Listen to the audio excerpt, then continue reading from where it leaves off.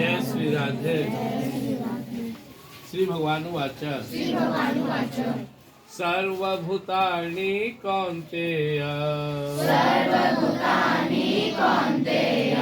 प्रकृतिं यन्ति मामिकाम्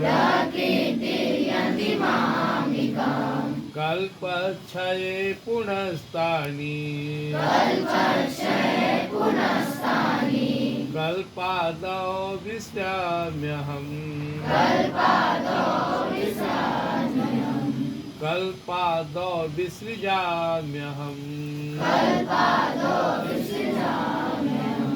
प्रकृतिं त्वमवष्टभ्यः प्रकृतिं त्वमवष्टभ्यः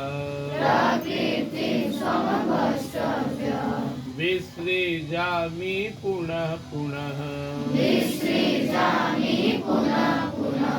भूतग्राममिमं केतस्नम् आवसं प्रकृतेर्वसात्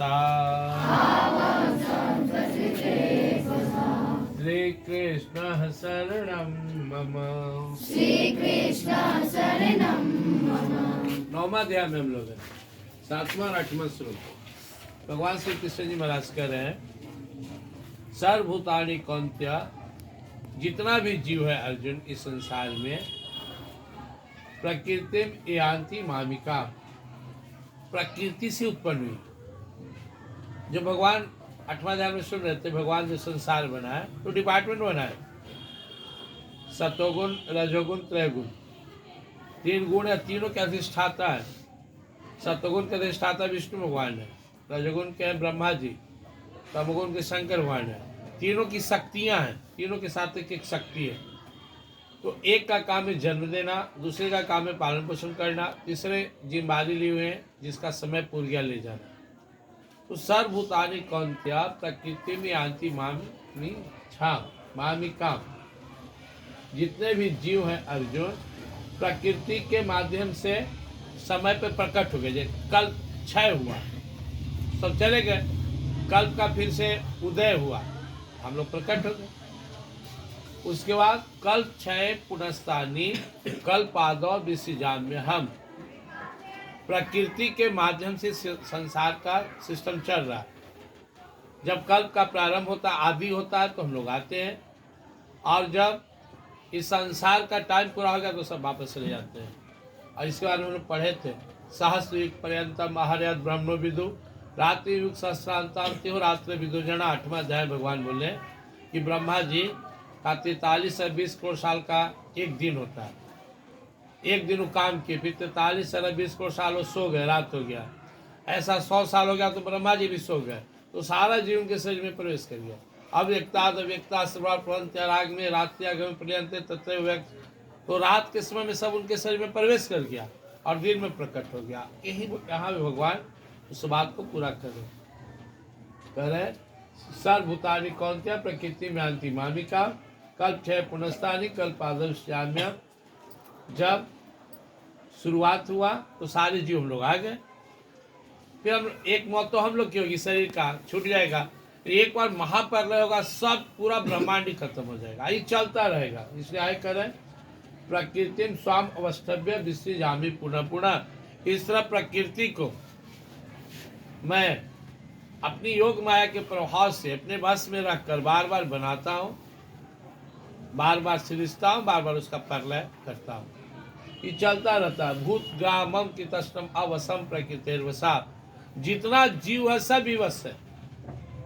तुम देखते हो कोई आदमी मरना नहीं चाहता, फिर भी उसकी मौत होती है, विवश होकर मरता है, कोई रोग से, कोई शोक से, कोई और भी विधि से।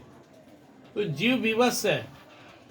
तुम्हारे पास टाइम है, जब तक श्वास चला कुछ कर लो, टाइम पूर गया तो तुम चाहकर भी अपने आप को नहीं बचा पाओगे। इसलिए आज के श्लोक में भगवान स्पष्ट कर दिए, एक सिस्टम के तहत जैसे स्कूल चल रहा है, we find a system in our school, starting class, in class, teacher, subject and many things related to this system. Just like the controlling department of God have a strong system, one has responsible for give the work, second look after all types of the creatures, not only human but also all organisms, and third destroyer, एक जन्म दे दिए, एक पालन पोषण के सबका एक ले गए। और हमारा काम है, से स्कूल है, जब तक घंटी छुट्टी का ना लगे तो पढ़ सकते हो, मन से पढ़ो, बेमन से तुम पढ़े, मन से पढ़ा तो अच्छा किया, लेकिन छुट्टी का तुमको नहीं पढ़ाएगा, जा सकते हो। वैसे ही शरीर छूट गया तो फिर कुछ भी नहीं कर पाओगे।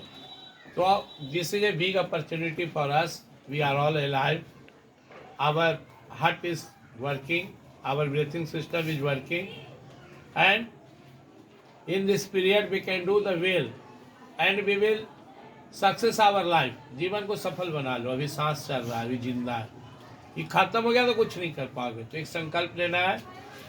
मौत दो तरह की होती है, एक तो हमारे शरीर की, एक दिन हमें जाना पड़ेगा, और एक दिन ब्रह्मांड ही समाप्त होगा, फिर नया ब्रह्मांड होगा, तो उसकी चिंता नहीं करना, वो देखा जाएगा।